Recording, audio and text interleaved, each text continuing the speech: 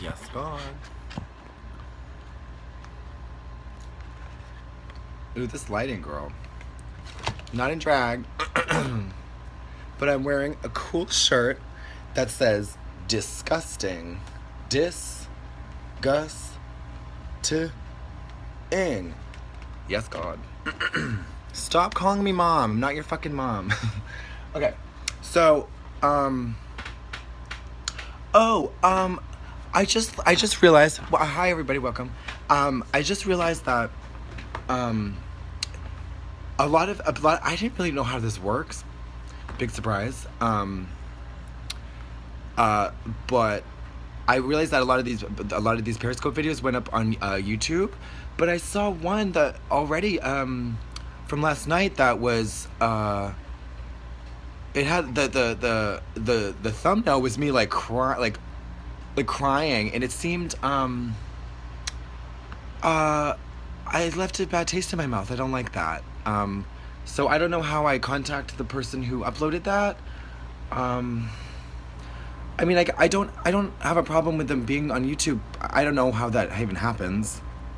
I guess you can just download them or whatever. But if you did that, if you don't, I don't want people to like attack that person. I have to say that. So thank you, but not thank you. Yeah, I don't. That thumbnail. It seems exploitative. I don't know. Anyways, whatever. Maybe it's not. Who cares? All right. So, I get really emotional when I talk about race. It's I'm having a visceral emotional response to it. We can't cry about anything forever. I think that after we cry about stuff, we have to do stuff. What do we like? Figure out what we cry. What are we crying about? Like, you cry about your dead dog. Oh, by the way, this is gonna be I'm gonna go on a lot of tangents. My favorite thing to do. It's absurd. It's absurd humor. Okay, but my favorite thing to do when I'm in drag is to go up to a stranger, somebody that doesn't look very threatening, but go up and be like, "Have you seen my dead dog?" Nobody ever thinks it's funny, but it will continue to amuse me, and I will continue to do it, and I don't need laughter. But just so you know that I'm serious, I have these glasses, and actually these look kind of good. Shit, I wonder what these will look like. These are, help me, I'm very poor. I'm gonna pop the lenses out of these babes. These are Ray-Bans, honey. Look at my fucking forehead wrinkles, girl. Get into those wrinkles, honey. Yes, God. Oh, I can't figure those out. All right, so drugs. Still got a little bit of Kathleen Turner going on, but I have some delicious water to quench my thirst. I'm making a roast. How hot and wet do you like it? Very hot and awfully wet. That's from the Naked Gun. Okay. So, drugs. Now, if you know, oh, by the way, I think my friend Destiny cut my hair. Oh, look at all this gray. Get in. Touch this gray, honey. Feel this gray, honey. Touch this getting older. This Benjamin Button getting older. He got younger. Okay. Yes, God. Just looking up on Facebook, Violet and Fame. Just naked pics, just assorted nudes, whatever. I love to look at the little they're just little dinglings. So my favorite thing, Jane Diorfier's doing this. Wiping her tears through her glasses. Jaden Pierce, I love you. Okay, so if you watch the show Drag Race, you know that I had a kind of little tearful confession, because when we filmed Drag Race, it was very difficult. At the time, I was about a little over a year sober. Not my first time being sober. Not my first time trying to get sober in a program, but nonetheless, I was confidently sober, and so it was the first time I was ever really away from a 12-step meeting support. The support of meetings, but also more broadly the support of a larger network of people through that I had become a part of over the course of many years, 4 or 5 years, because I started getting sober in 2008. It's 8 years ago. And so anyways, I just did a laundry list. Have you ever done drugs? Class, have you ever done drugs? Who's done any drugs? I won't judge you, and I assure you, the other classmates won't either. I'll have them executed. Who's done drugs? Raise your hands. Good. Okay. I started smoking pot, got high. It took me several times to get high from marijuana when I was young. It took me several times. And you know, my brother and his friends would be like, "Oh, you'll know." And I was like, "I think I'm high." And they're like, No, you'll know." And that probably the 7th or 8th time when I smoked it, and then it hit me, I was like, I think I walked into my room, into my brother's room in the hallway upstairs, like this, silently, maybe 6 or 7 times. Margaret, what's happening to my mind and body? You know. That was the first day before my first day. That was the night before the first day of 7th grade. Then I moved on to hallucinogenics, LSD, acid. Then I graduated on to... I'm loath to say graduate because I do not believe it's a gateway process. We'll get to that later. But then I also experimented with ecstasy, which I believe was called Molly. Back then it was called Linda. I did ecstasy, and I remember I did it in Montreal. And that was when I was studying French, so I was literally in ecstasy. Got to speak French and roll. And that's when I had my first interesting aftershock. When I came down from ecstasy, I had suicidal depression. I wanted to die. So what happened, the very rudimentary understanding of the chemical processes that were going on in my brain, your neurotransmitters, your brain floods with neurotransmitters, dopamine, serotonin, these chemicals that are released in the pleasure reward system. I'm not a doctor, but I could be. I'm not a doctor, but so dopamine and serotonin, norepinephrine. Let's not get too chemical. I don't really know, but these are good, happy feelings. These are happy chemicals. They're naturally released, but when we do drugs that involve euphoria, it is I believe it's a process where it blocks receptors that take oh god, I know this shit, but we don't need a science thing. That's not the point.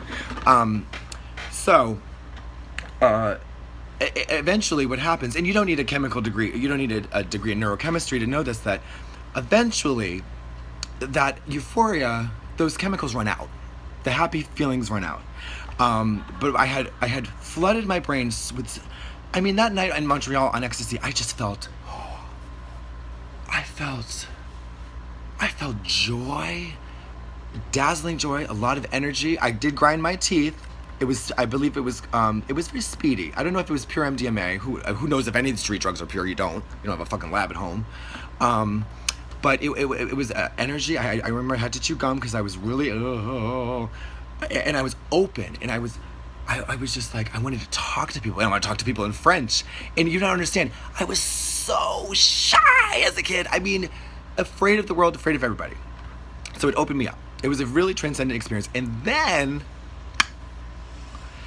the day after, didn't sleep, but I laid down in a bed, and my girlfriend, we were girlfriends, she was my actual girlfriend in fucking 8th grade.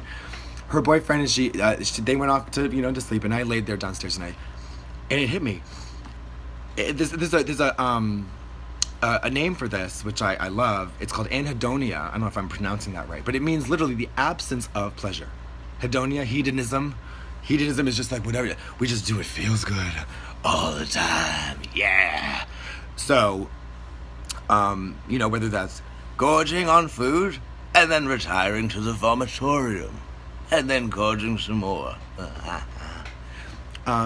And then, no, I didn't live in Montreal. We just drove up, 5-hour drive from Boston. This is when, back when you only needed a driver's license. Margaret, you have a driver's license, don't you? You love to take drives. Not a passport. But then, anyways, fast forward. So I use drugs. I use drugs to come out of my shell, man. You know, I found a great combo in college: speed, weed, and booze. Never a huge fan of alcohol. Never been a fan.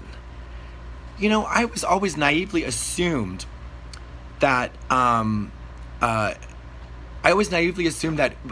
would know I was an adult when white wine started to taste good.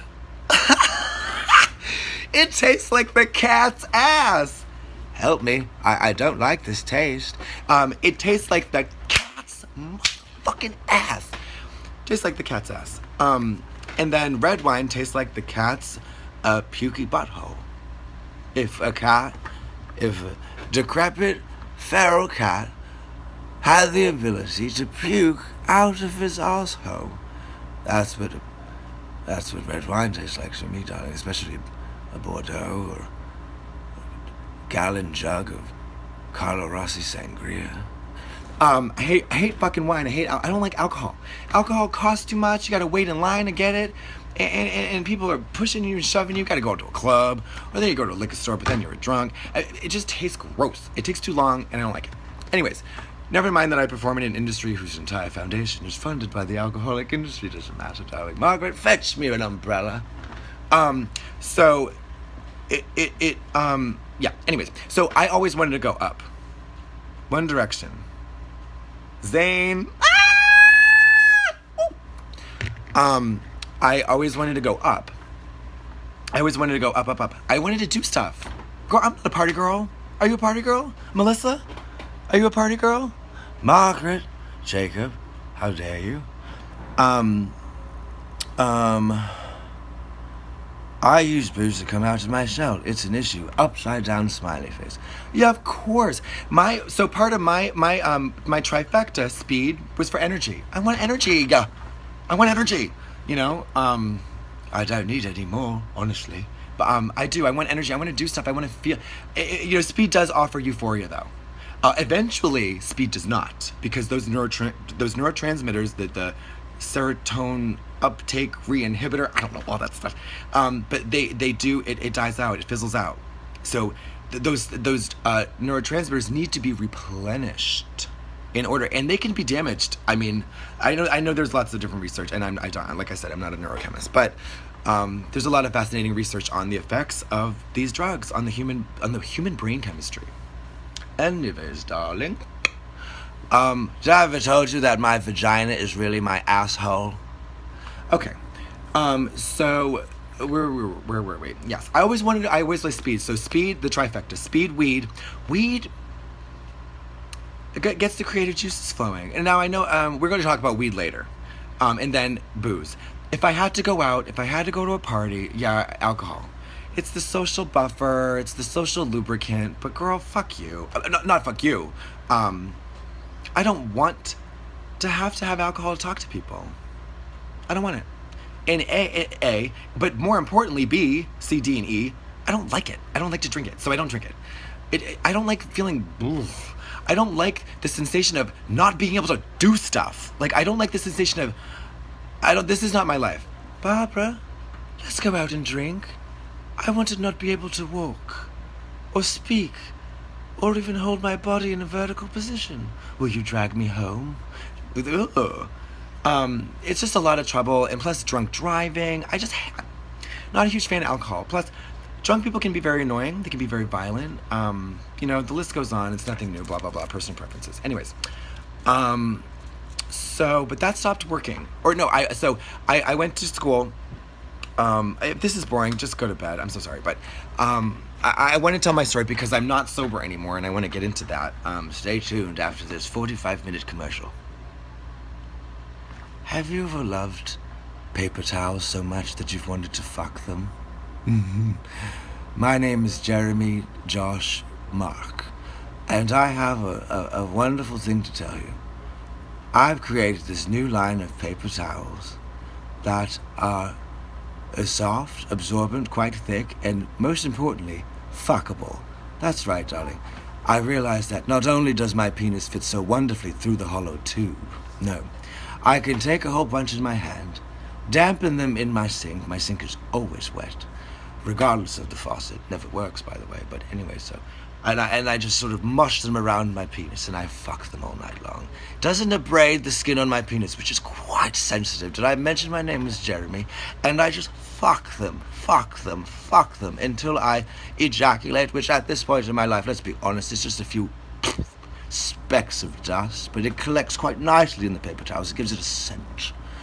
And then I take this paper towel and I mail it to my mother, who's died 14 years ago to this very day. Okay, so now we're going to talk about the descent into hell, of addiction.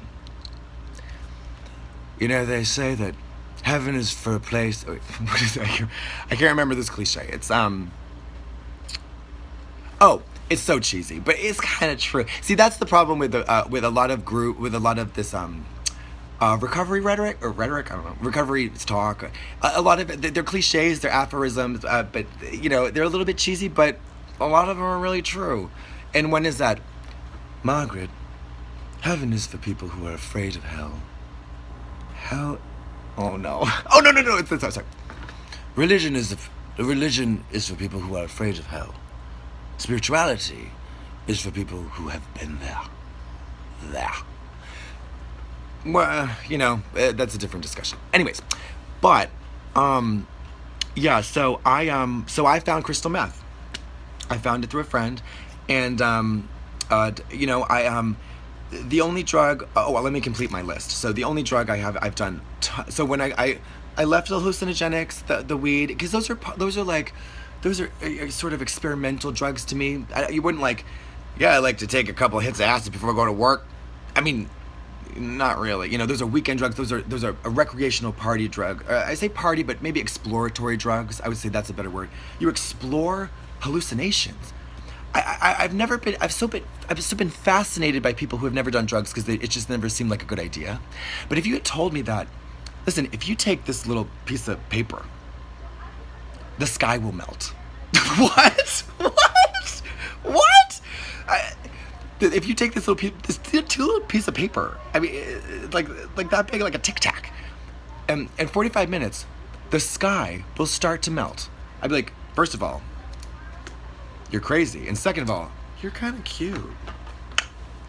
And then I take the piece of paper, which I did, and I don't advocate for taking LSD. I certainly don't, not unless you're under the strict and compassionate supervision of a parent or guardian or physician.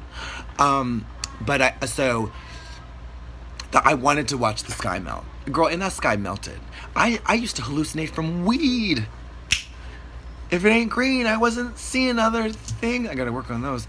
I saw kick lines of Rockettes in my carpet from smoking weed. I mean, it's a lot. I smoked a lot of weed, but shit. I saw kick lines. They were there. Are you saying they weren't there? They were there. And so anyways, that was interesting. Now, I don't want to hallucinate every day, because we need to face reality, or whatever we conceive reality to be, but perceive it to be. And if we alter our perception so greatly that the sky is melting, that becomes problematic when we're trying to go to work.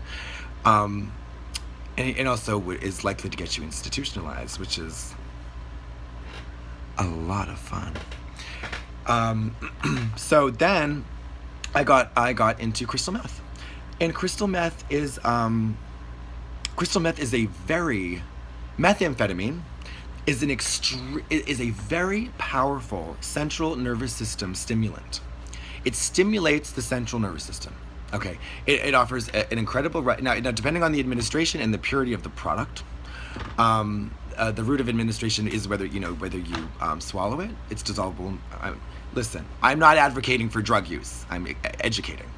So you can take crystal in there, you swallow it. You can snort it up your nose, and it burns like hell, and it feels terrible. You can inject it, like many other drugs, into your veins, which creates no boundary between the chemicals, the meth or whatever the drug is, and your body. You absorb everything. It's in your bloodstream right then and there, and that's usually when many hardcore drug addicts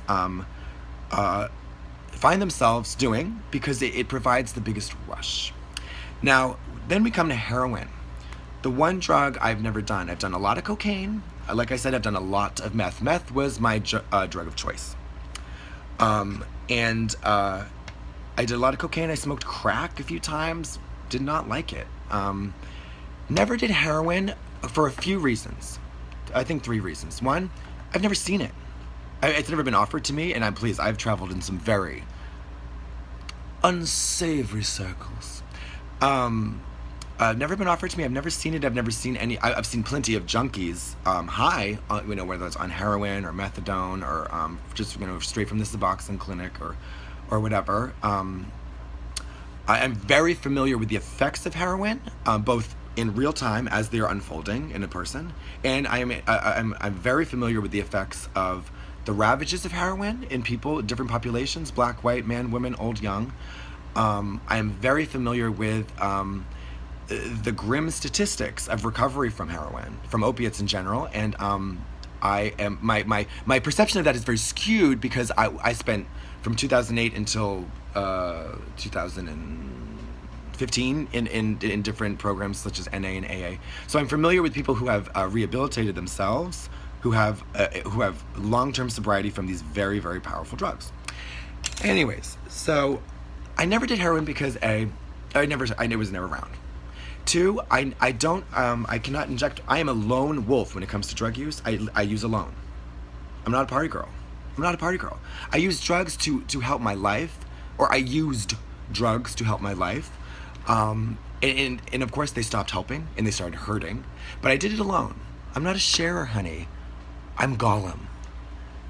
I'm Gollum from Lord of the Rings. Are you familiar with that film, Margaret? It's incredible. There's 6 or 7 of them. I believe they come from books. Gollum in his ring. My precious. Let me take this. My precious. But what he's really saying is, no, he's not really saying help. He's saying, fuck you, Brenda. You gained that weight and you still look good. Fuck you, bitch. You fat bitch. You sexy fat fucking bitch. No. Gollum is he's obsessed. He's overcome it. He's almost zombified, right? Because the ring, there's always that danger. If you hold the ring, you become overtaken by its evil power. The ring, my power. So there's a lot of metaphors, not only in science fiction or fantasy, not from science fiction. So I don't want to offend any Lord of the Rings fans. Where I didn't do heroin because it wasn't around. I'm very familiar with the effects of it in the pain. See, opiates are different.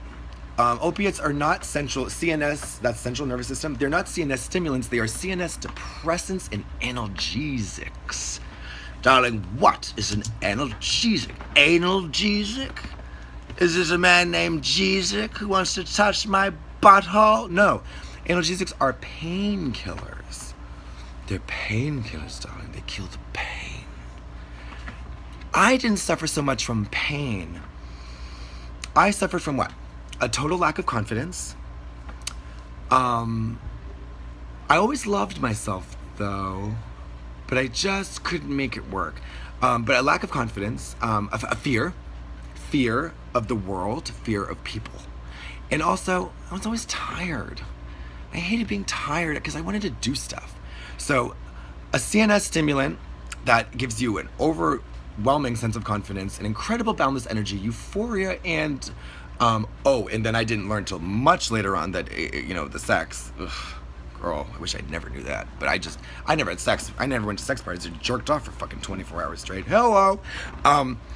So any former speed addicts, especially gay ones, are very familiar with that, I'm sure. So, hold on a second. I just need to check in and make sure that, I need to make sure that the connection is okay. Everything seems to be okay on my end. Is the connection okay? Good. Thank you. Connection is good. Diana. They still want an American to go, jacket off. Wanna take a ride? I watched Contact again last night. Ah! Okay. So, Okay, so I never wanted. So this is a chilling thing.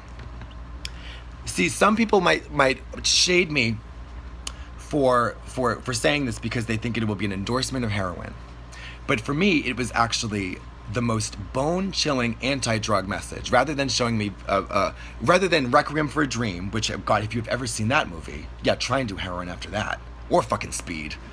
Jesus, Mary and Joseph.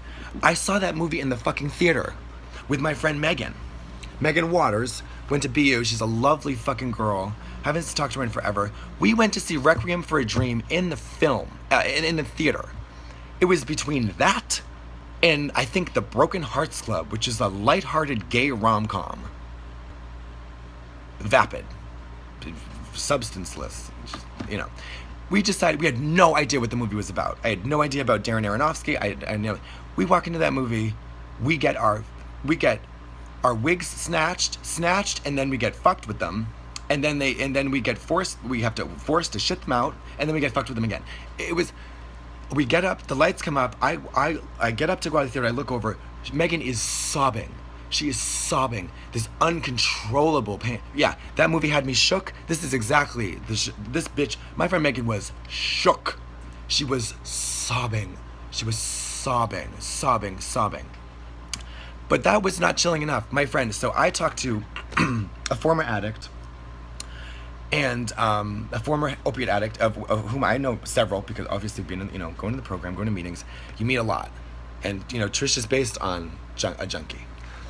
But I said, I never wanted to go down. I always wanted to go up with the uppers, in drugs, in my using. And I just never wanted to go down. I was like, what does heroin feel like? I mean, I know it feels amazing, but what does it feel like? He's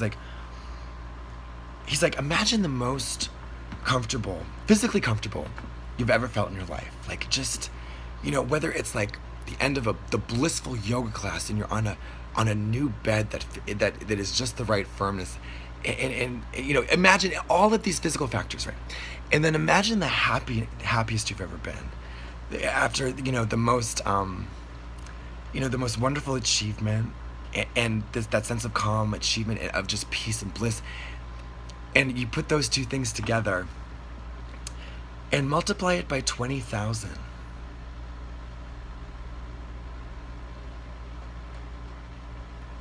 And I was like, and then my face cracked. And then he said, oh, but then here's the fun part. You'll never feel it again.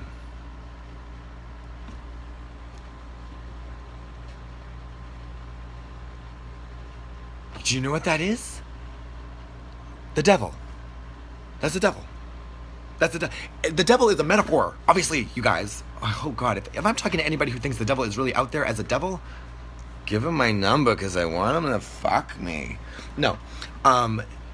That's the devil. That's the metaphor of the devil, of evil. That's the metaphor, of it. That you chase that. And sometimes you chase it forever.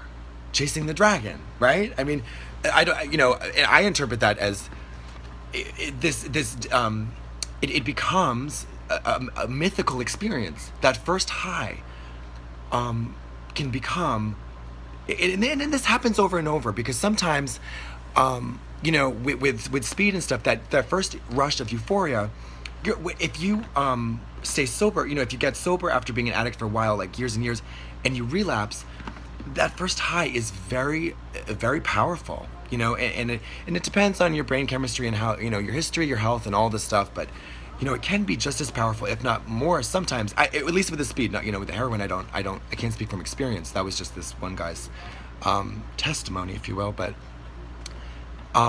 it can be powerful, and you can get involved in this cycle of addiction and sobriety where you blow out all your fucking neurotransmitters, right? And you're like, fuck, I can't get high anymore. So you lean on the support of a program, which is really, for a lot of people, the only way to do it. There are many ways to do it, mind you. And I don't endorse any program, AA, NA, anything. That's not, those programs work because they don't have any endorsements. But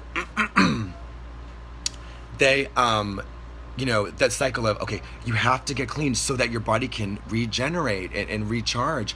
And, that's your weekend warrior. That's your weekend warrior with people. And listen, I know people in their 40s and 50s who do cocaine recreationally. They're not addicts, and that's I want to talk about whether or not it's a disease. I want to look, I don't prepare for these periscopes. I know I want to do it on drugs, but I think that it's better if we don't. I don't want to fucking rehearse anything so stupid. I rehearse for the stage, darling, not for my phone. I don't even rehearse for the stage. I don't even rehearse for the stage. Okay. Disease wiki. Wikipedia knows the truth. Let's find it out. Disease. What is a disease? Okay. A disease is a particular abnormal condition. Abnormal. Okay, we gotta come back to that. A disorder of a structure or function that affects part or all of an organism. A person. The study of disease is called pathology. My sister is a veterinary pathologist. Isn't that crazy? Animal diseases, darling. She cuts up animals into pieces and figures out what went wrong. Okay. Disease is often construed as a medical condition associated with specific symptoms and signs. Sounds pretty basic. It may be caused by external factors such as pathogens, enemies in the air. Or it may be caused by internal dysfunctions of the immune system, such as an immunodeficiency or a hypersensitivity, including allergies and autoimmunity. Now, I suppose... Okay, here we go. This is where I think it applies. In humans, disease is often used more broadly to refer to any condition that causes, here we go, pain, dysfunction, distress, social problems, or death to the person afflicted, or similar problems to those in contact with the person. In this broader sense, it sometimes includes injuries, disabilities, disorders, syndromes, infections, isolated symptoms, deviant behaviors, darling, deviant, and atypical variations of structure and function, well, blah, blah, blah, blah, blah. Diseases can affect people not only physically, of course, but also emotionally, as contracting and living with a disease can alter the affected person's perspective on life. Well, darling, I'm no scientist. I'm certainly no psychiatrist or medical doctor. Same thing. But I think addiction is a disease. I do. And I believe that you inspired me to get clean. Well, thank you. I'm no longer clean. I'm smoking pot. A little on that later. Oh, God, it's so late already. Fuck. I'm not clean anymore. I relapsed after Drag Race.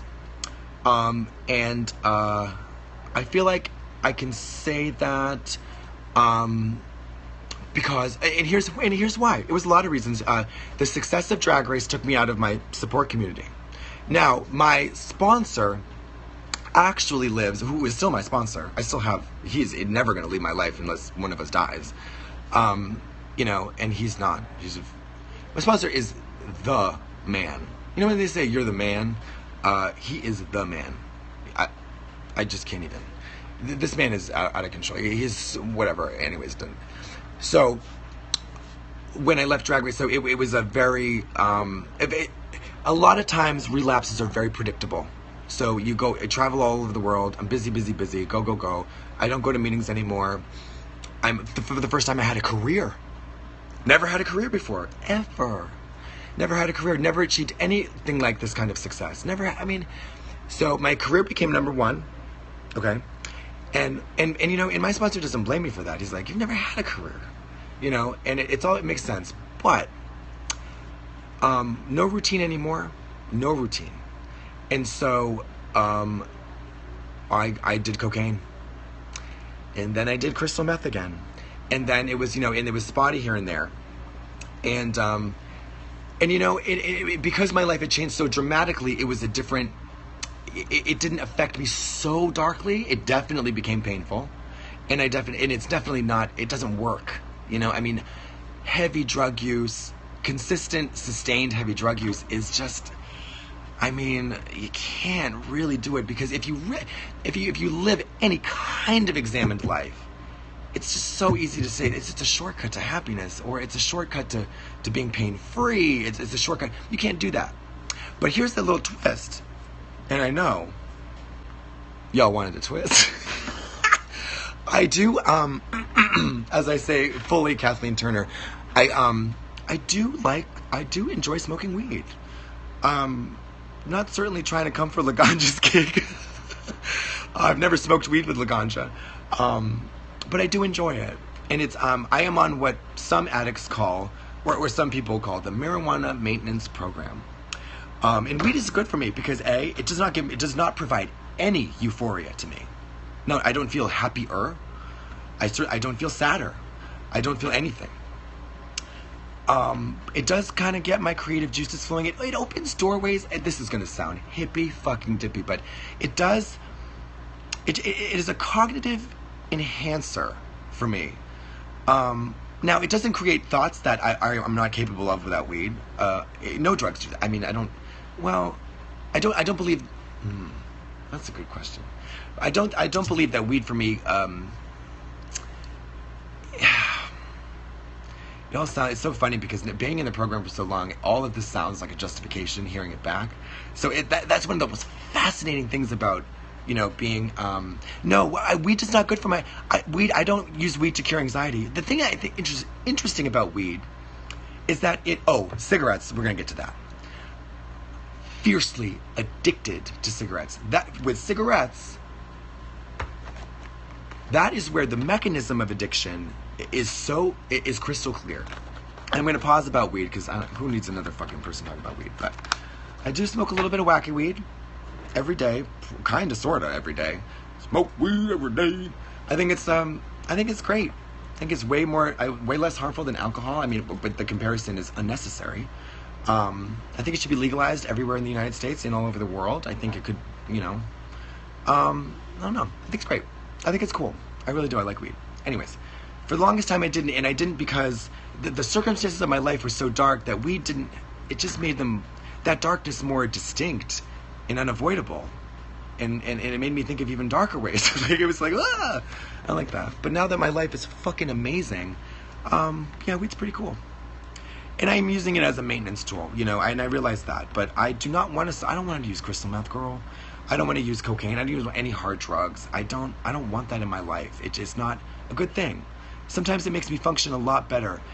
And you know what? And I did it, and it makes sense if you think about it, because I didn't sleep for a year. I wasn't high the whole year, but the first whole bunch of traveling with Drag Race, the adrenaline and the newness and the excitement of the fans and the love of the fans, that, all these fucking hearts, it sounds cheesy, but that's kept me up. It kept me going. It kept me on stage trying to cartwheel into a split when I hadn't slept in 2 nights. That kept you going. But then the drugs become seductive because I'm taking on too much. So now I'm learning to regulate and delegate and all that stuff. So it's great. And I can do that sober. And plus, weed makes me eat, and drugs make me skinny. I don't like that. I want to be big and fat. I love it when my face is fat. Need a short wig, face very fat. I love that. I love fat boys. I mean, not big, huge fat. I mean, but I don't like skinny guys. That's a preference. You want to talk about a preference and prejudices, girl? That's a preference. Hairy is a preference.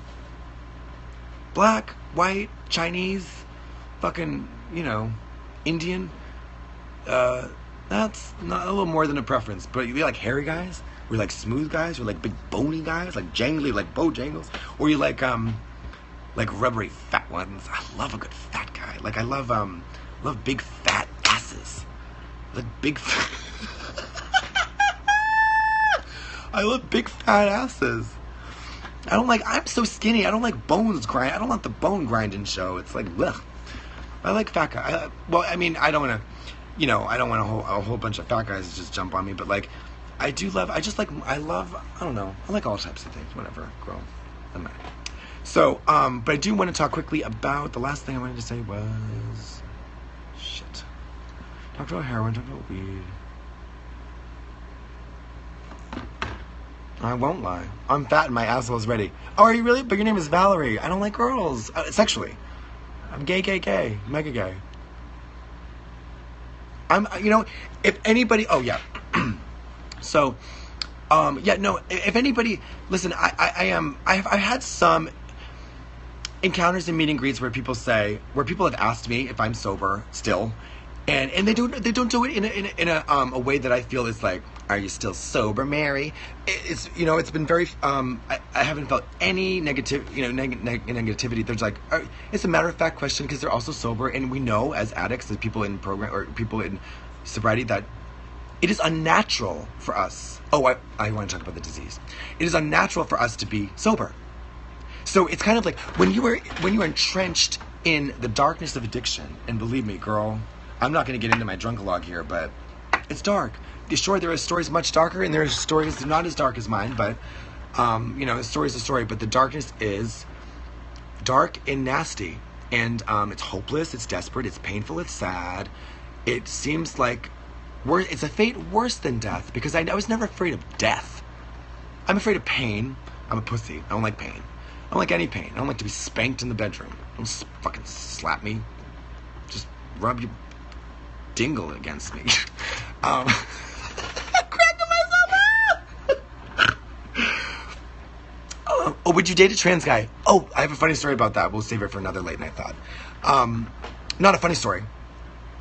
Interesting story. This is the kind of cigarette I want. Barbara, I don't want a natural one. I want a more cancery one. Oh, they're right here. Camels.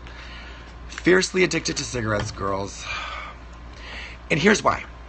Here's why.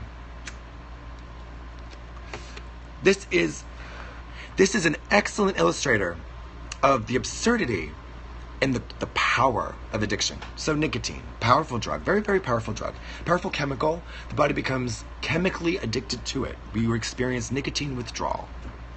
It doesn't hurt. No, it doesn't hurt. You go a day without smoking, you're not in pain. You're not. It's not. Smoking does not assuage any pain, doesn't take away any pain. It's not a painkiller. The nicotine creates itself an addiction in your brain. It's like a little parasite. It's kind of like the parasite of the addiction world, because it doesn't do anything for you. It's not a quid pro quo, Clarice. If she talks about her life on the farm, he will give her information about Buffalo Bill. But the cigarette has no information. I'm pouring my heart out to the cigarette about the lambs, and why they that one night they wouldn't stop screaming, so I just up and left, and the purest, deepest white trash details of my childhood, and Dr. Lecter, Turkish Gold, isn't giving me anything. But what's happening with the cigarette is this. Yes, on a certain level, I love the ritual of it. It is. I love the glamour of the old school glamour of it. I love taking breaks. I love punctuating activities with a cigarette. All that stuff, all that social stuff is embedded, because people have been smoking cigarettes forever. But what keeps me smoking, despite all the information that I could very well be dying of cancer right now, and I don't need you to tell me to stop smoking. I know I need to stop smoking. I will do it when I do it. Don't tell me to stop smoking. That encouragement doesn't work. So take that. But I'm telling myself a lie. This is the power of the human consciousness. I'm telling myself a lie and allowing myself to believe it. Because what I'm telling myself is this. This cigarette will make me happy. Maybe not make me happy, but at least this cigarette will help me feel better. Now, whatever I'm going through. Now, I don't have a lot of stamina when it comes to work. I love taking breaks. I'm a hard worker, but I love taking breaks. I love a cigarette break because it's an escape from whatever responsibility I have, from whatever anxiety I have, but it is a fiction. Because yes, while you are replenishing the nicotine that your brain is addicted to, it's more about the story. Because the nicotine goes away from your body rather quickly. Nicotine withdrawal sucks. You get irritable. You want it. You can become a little bit like Gollum, but you're able to go along with daily life. It's not like quitting heroin. It's not like quitting speed, where you just want to sleep and eat. It's not like quitting heroin when you feel like you're being eviscerated by a paper cut. It's not like withdrawal from heavy drinking, where you could die. You could die. You don't have delirium tremens. You're not going to die. But the cigarette is insidious, and the absurdity of the real power of the cigarette is that it doesn't do anything. What does it do? It makes me smell like shit. It drains my bank account. I become a social pariah in certain cities where they're outlawing smoking so fiercely. I just feel ashamed of myself. I become a litterer. I try very hard to give a hoot when it comes to throwing my cigarette butts. But this is planting the seed of addiction and then watering it every day. And the tree never fucking grows. There's no fucking tree. There's no benefit. There's no nothing. I don't get high. You know, I can understand addicts. People on the street dying from drug addiction and alcoholism. Yeah, I get it. Because at one point, it made you feel so good. And that's all we want is people to feel good. Drugs are always going to be here. The argument of legalizing drugs or decriminalizing all drugs, I think is a very interesting one because, like I've said before, I think that the freedom from addiction is a public health issue. It has nothing to do with law enforcement, and that law enforcement is not effective in keeping people sustainably off drugs. The statistics on drug addiction and recovery are very grim. You know that fairy tale where the old maid goes village to village and decapitates young boys and fucks their neck hole with her strap-on dildo? Pretty grim and twisted, isn't it? Well, the statistics on recovery from hardcore addiction to drugs, even grimmer.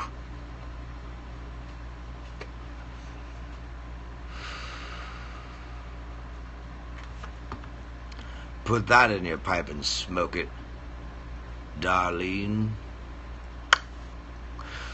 So, the cigarettes, yeah, it sucks, but you know I love them. It's like you know what it is? It's like when after you put on your suit to go to work in the morning, like attaching a gremlin to your leg that just kind of cuts you all day. And one day he might tear your leg off, or worse, it might travel up a little further and tear your balls off. But you strap that monkey on every day, that little monkey gremlin girl. Anyways, so that's the absurdity, the power of addiction is that the cigarettes, and you know, and I think that yeah, I'm gonna quit. I do, and I need to. I'm gonna still smoke my wacky weed though. But you know what though? I don't like smoking the weed. I put it in a little cigarette because I like that. But I also like these little edibles. Girl, I turned Denver out. Colorado, we got to go a few weeks ago on the season 8 tour. And dispenser, you know, you just walk in, give me an ID. Gotta be of age, of course. Gotta be of age. And 18 or maybe 21? Maybe 21. I'm not sure.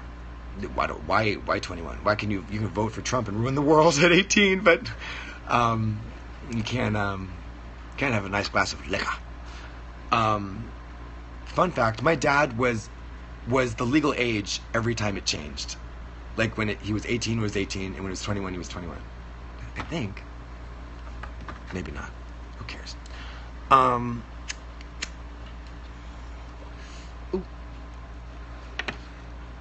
Why are your teeth... Oh, great question. Why are your teeth so white even though you smoke? Well, the glare from the computer helps because that's a very bluish white light. My teeth are 100% real. I've never had a cavity. This is genetics, girls. This is genetics. This is genetics. This floor-to-ceiling window treatment of a scalp. That's genetics. I hate my hairline, but whatever, who fucking cares? And then, but no, my teeth are... See, I'm getting a smoker's voice. Crest White Strips.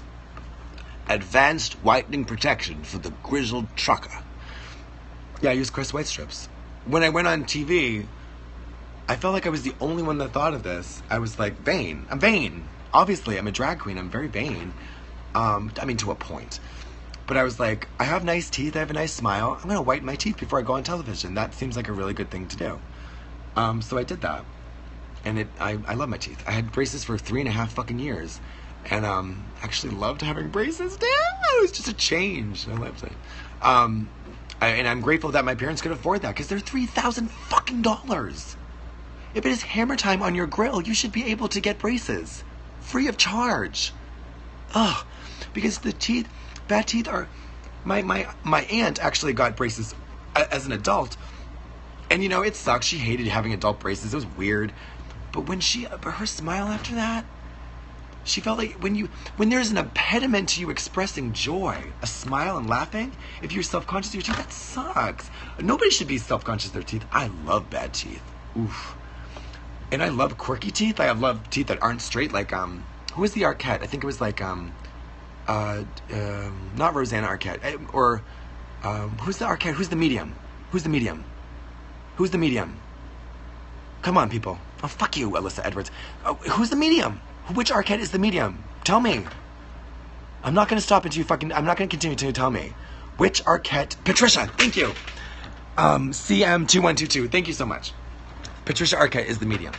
She has cute, like, little scraggle teeth, I think. Maybe she got them. But it was nice, and it's a change in Hollywood because it's not that Hollywood girl that everybody has. You know, Bianca's teeth are as fake as my fucking Russian accent. But, you know, it doesn't matter. They still look beautiful. Fakeness on the body, girl, it's all gonna rot and die. It doesn't matter. Fake boobs, fake hair, whatever. Real soul. So, oh fuck. I'm so excited we're gonna shoot the first episode of Total RuPaul tomorrow. Episodes 1 and 2. And I'm very excited to wear a nice outfit. Say something in Russian. Kое-что по-русски. That means something in Russian. Or что-нибудь по-русски. I think they both work. Tu veux que je parle français, moi? Oh là là, qu'est-ce que je veux dire, moi? Qu'est-ce que je vais dire? Je peux dire que je suis sensible à l'influence de la pleine lune et au loup-garou. Ça c'est du film, c'est une citation du film La Cité des Enfants Perdus par Jean-Pierre Jeunet et Something Caro. Paul Caro? No. Jean-Pierre Jeunet Caro. Jeunet et Caro. Anyways, I am going to embrace my Russian character on All Stars 2. Yes, affirmative. That's a spoiler. World Wonder, come at me. And then, speak Spanish? Sí. Claro que sí. No me gusta. No me gusta. Te quiero mucho, Sally Jean. Okay. Last thing I want to say. Hope you enjoyed yourself. You know, and other people are. So listen. I have the comments open because I want to hear from you guys a little bit. And I know some people, some viewers of the Periscope are you know, they think the comments are stupid because a lot of you do stupid comments, and that's just the nature of life now, girl, on the internet, and that's fine. My brain is exceptionally good at filtering out stupid comments. I do it all day long. Not stupid, but just things that I can't waste my brain energy on. So, you know, why is it doing that now? It's going like bursts of hearts rather than a stream. I don't know. Shut off, Powerpuff. Not everybody is an idiot, but people, you know, the internet gives everybody a voice, and some people shouldn't have a voice. Not on the internet. Everybody should have a voice in their life, but not everybody needs a voice on the internet. It's just the truth. Maybe it's not the truth. Oh, I'm going to leave you with a cheesy expression. This is so fucking cheesy, but I love it. Yes, God. So, one of the things in certain recovery programs, I don't know which ones, they say they love acronyms. An acronym is an ancient druid ritual where a virgin would talk about her period. She just talks about it like a filibuster, just for hours, and people, you know, they grow bored and they go home. But an acronym in American means just a bunch of letters that mean something. So, my favorite one is when you're this is involved in restraint of tongue and pen. When you're about to say something, perhaps in a public forum, or especially in a public forum, especially if it's in text and it can be screenshot and then just disseminated widely among the general public, it's helpful. It is often helpful to use the acronym THINK, like think before you speak. Now, THINK stands for is what I'm about to say. T, thoughtful. H, honest. I, intelligent. N, necessary. And K, kind. The trick is it has to be all of those things. Ooh, good luck, Margaret. I know you're a grizzled shrub of a person with no couth, but I implore you to try it. So think. Think before you speak. Thoughtful, honest, and intelligent, necessary, and kind. Good night and good luck. Goodbye.